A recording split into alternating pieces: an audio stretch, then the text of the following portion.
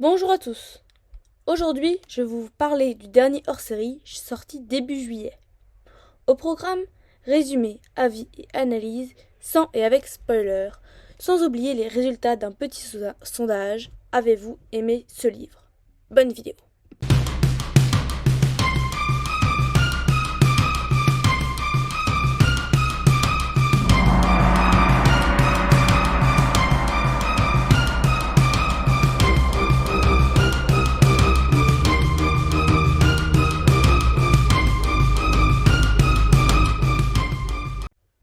Ce hors-série est donc sorti le 6 juillet et se situe entre Péril nocturne et La rivière de feu, deux tomes du cycle 6.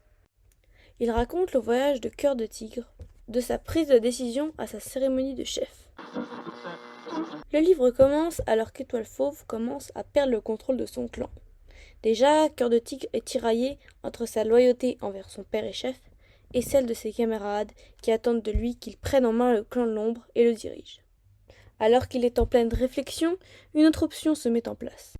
Quitter les clans pour vivre avec Eldo Colombe et ses futurs chatons, loin des guerriers et de leurs problèmes.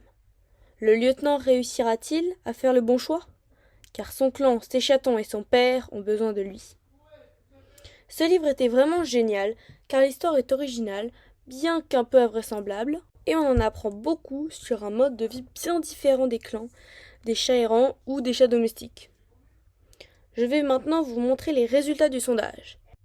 Qu'avez-vous pensé du nouveau hors-série L'ombre de Cœur de Tigre?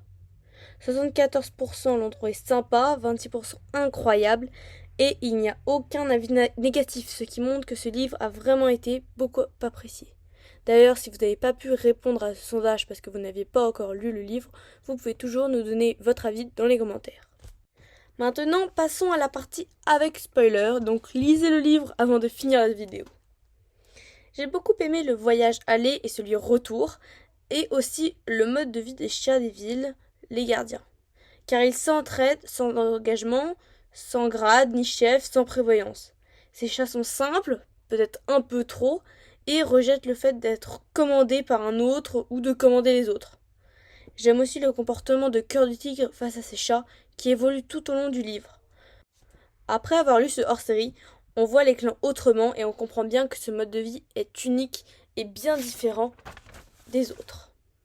Il reste tout de même un mystère de savoir comment Flèche ou Œil de Flèche, car c'est ainsi que Cœur du Tigre le renomma après sa mort, discute avec le clan des étoiles.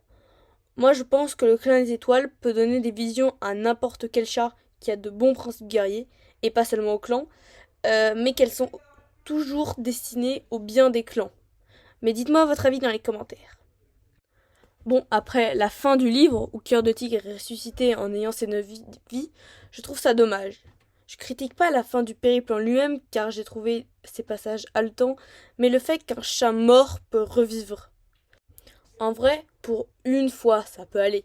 Mais le truc, c'est que cela ne devienne pas une habitude, et que à chaque fois qu'il y a un lieutenant qui meurt en même temps que son chef, on fait ressusciter le lieutenant, et comme ça tout le monde est content.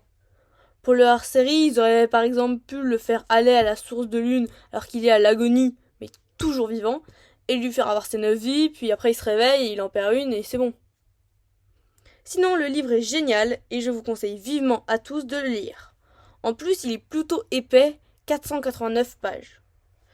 Merci beaucoup pour votre soutien, on va bientôt atteindre les 600 abonnés.